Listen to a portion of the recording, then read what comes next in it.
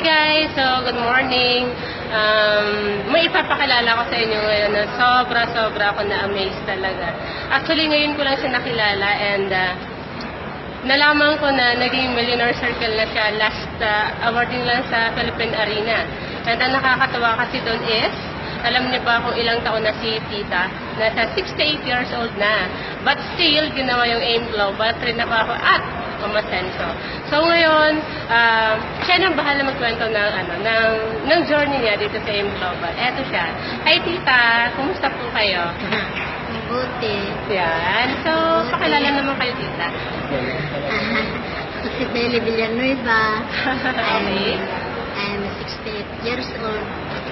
Salamat ako dahil sa AIM Global, kumita ako ng millions. Wow. Hindi ko alam. Oh. Hindi ako marunong magkuha ng pera ko sa ATM. Hindi rin ako marunong mag-ingkas ng in-code. Sabi ko, pag hindi yung kinuha yan, dadami yan. Mga anak ko kayo inutusan ko.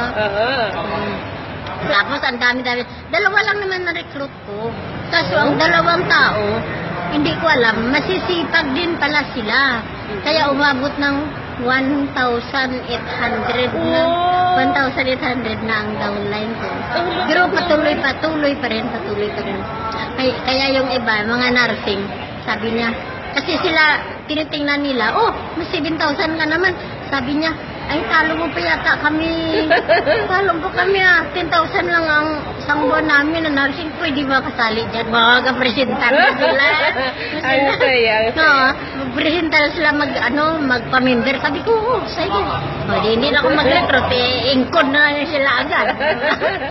Hindi ako marunong. Kaya, so tita, ano yung message mo para sa mga taong nagdududa pa talaga sa inyo? wala kang makukuha, magduda ka. Hanggang duda ka na lang, talo ka. Pero kung i-grab mo opportunity, araw-araw may pira dito. May pira. Hindi ka lulugi. Tapos wala sa edad, wala. Bata ka man, matanda ka man, basta trabahuin mo lang AIM Global. Tama eh. Kikita at kikita ka. Yun. So, grabe diba? Narinig niyo naman siya. And gusto ko lang siyang i-congratulate. And sana tita, hindi pala sana, more millions pa ang darating sa grupo mo. Yan, maraming salamat po. And happy partners all over the world.